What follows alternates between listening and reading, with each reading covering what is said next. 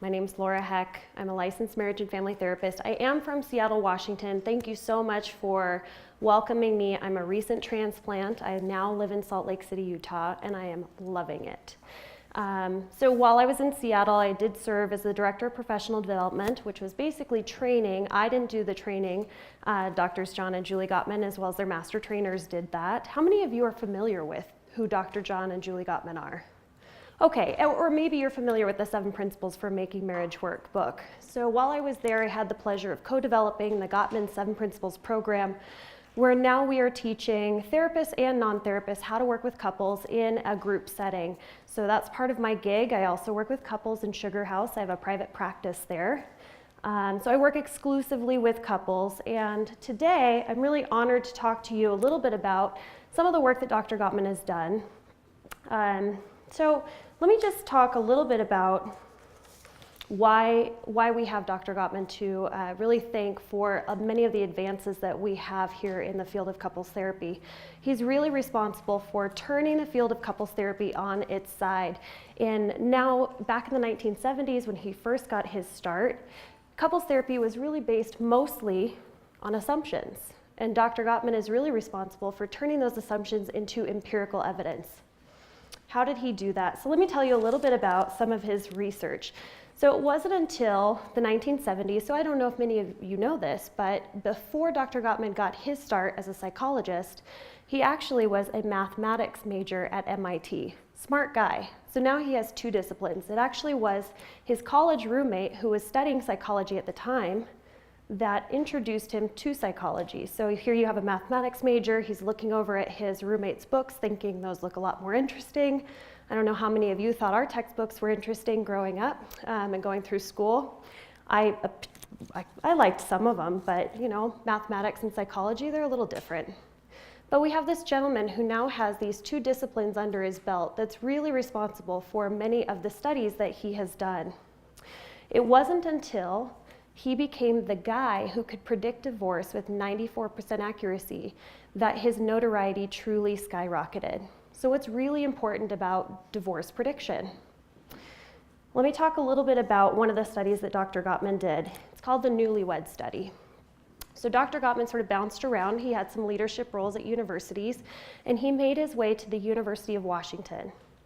And there he had partnered up with his buddy, and they decided that they wanted to create a laboratory where they could study couples. Now, this laboratory was on the medical school campus of the University of Washington, and his desire was to study couples in as natural of an environment as possible. It's very difficult to do that.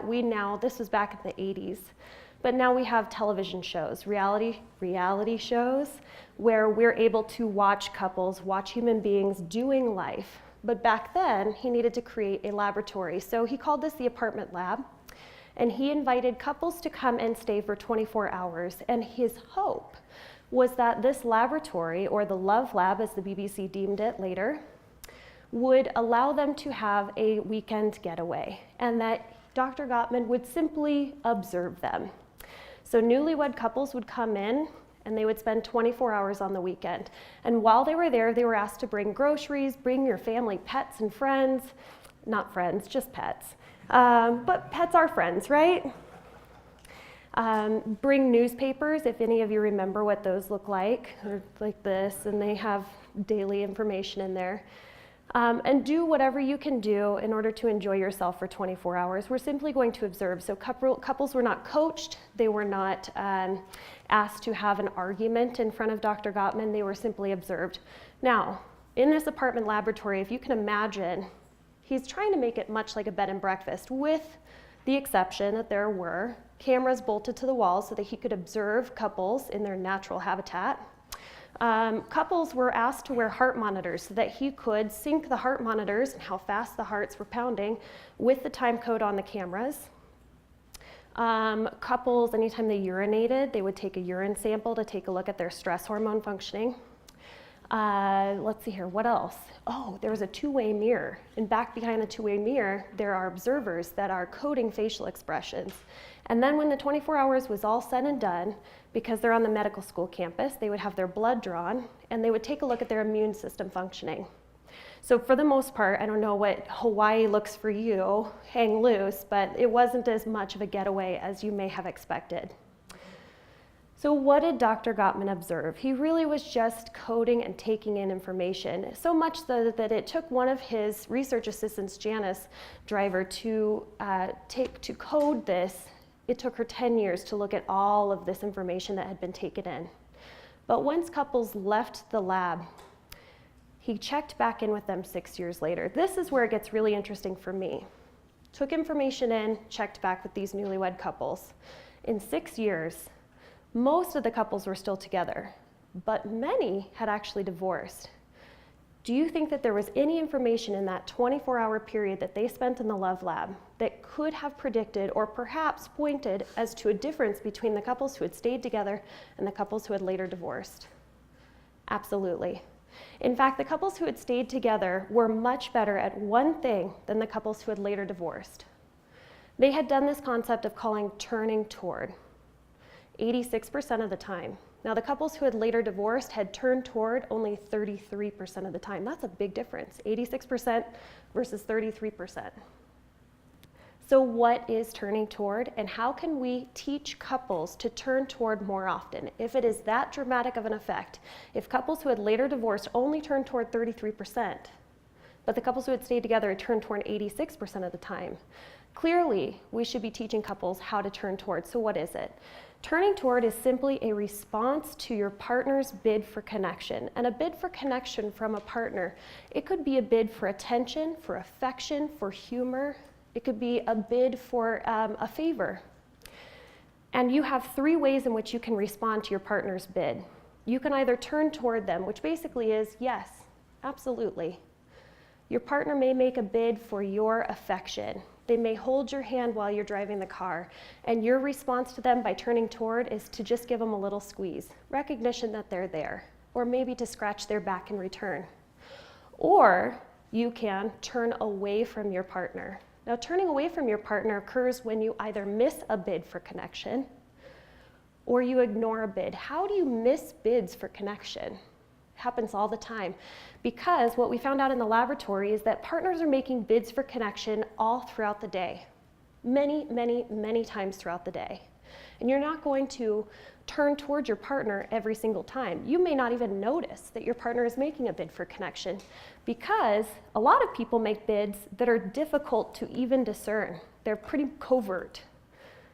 They may be passive. Maybe you're distracted. Why would you be distracted? Any questions? Anybody wonder how you could possibly be distracted from your partner? Your phone? Yeah, that's right. Yeah. So we know that digital distraction is becoming more and more prevalent. We know that there are other things in the room that could be distracting us. So those are reasons why you may miss your partner's bid for connection, or simply ignoring. And I think that the reason why couples ignore one another's bid for connection is because they don't know how important it is to turn toward. So when you're working with couples and you want to help them understand how to turn toward one another, informing them of the research, informing them of what a bid for connection could look like. How covert could a bid for connection look like? It could be me standing, looking outside, going, another sunny day in Salt Lake. I miss my clouds. And my partner is in the other room, but within earshot. Now my partner hears me, but decides not to respond at all. What is that? He's missing an opportunity to turn toward me. All he needs to do in order to turn toward is go, yep, sun again. That's all it takes. Or the third option of how to respond to your partner's bid for connection is to turn against your partner. Turning against your partner would look like my husband is leaving in the morning and I go, oh, before you go, would you mind picking up a gallon of milk on your way home? And he turns to me and he says, what do you have going on that's so busy? Why can't you pick the milk up? That's turning against. Or, why do you bother telling me to do something in the morning when you know I'm going to forget by evening? Turning against. Unfortunately, every time you turn against your partner, you are taking a massive withdrawal out of that emotional bank account. So if you imagine that your relationship has an emotional bank account, Every single time you turn towards your partner's bid for connection, you're putting a deposit into that bank account. And every time you turn away or turn against, you're making a withdrawal. And yes, turning against is a bigger withdrawal than turning away. Why is it important to have an emotional bank account that's full of deposits? Because there are things to your relationship that are external. There are things that you cannot predict. There's conflict that comes up. There's an elderly family member that takes time and energy. There are things that are going to tossle your relationship up, and if you have an emotional bank account that is already depleted, how are you going to navigate that storm? So it's really important that couples are constantly turning toward their partner by saying yes. By saying, yes, I'm here for you. Because if a bid for connection is the question of, will you be there for me? You're responding with yes. You're putting deposits in that emotional bank account. So, I've already talked about what are ways that we can help support couples in this. Number one, we can educate couples on what bids for connection look like. Attention, support, favors, affection, and how they can turn toward rather than turn away or turn against. You can allow couples to make their bids for connection be more obvious. I have couples that will literally say, I'm making a bid for connection here, because prior, their partner was missing it. It was a little, it was too covert, so there's one way. Another is you can manufacture ways for couples to stay together, to turn toward one another. So here are some exercises that I use with couples. Some of them come from the Gottman Institute. Some of them I've developed over time. Number one, daily affirmations. I use this with couples, and I love doing this, is that just as you have developed a habit to brush your teeth in the morning, right? We all brush our teeth in the morning. Who wouldn't, right? You have couples take a sticky note and write a daily affirmation on that sticky note and stick it to the bathroom mirror of the side that their partner's on. So if you have two sinks, you're gonna write an affirmation, baby, I love your booty in those pants. Then you're gonna stick it to the mirror. Then your partner's gonna wake up in the morning, they're gonna see that daily affirmation. You would think that it's most important to receive the affirmation, but it's actually most important for the person who's writing it, because you're slowly training your brain to develop a habit of mind where you're scanning the environment for those positive things, the positive things in your relationship, the positive things in your partner, so that you are able to see the positives when you're in the midst of weathering the storm. I've had couples that have disliked and ignored this, and I asked them to try it for one more week. Wouldn't you know it, they loved it the second week. It takes some time. Second one, if you find time in the middle of your day, check in with your partner, send them a text message. What is one thing that I can do for you today that would make your day better? I love that one. I actually use it a lot with my husband. And most often, it's just the question of me reaching out to him, not actually doing it, because he'll often say, I love that you asked me this question. I have nothing. You're an outstanding wife. Let me toot my own horn. I'm an outstanding wife. Okay? Or he may say, can you pick the laundry up from the dry cleaner, because I'm not going to make it before it closes. If you do get tasked with something, do it.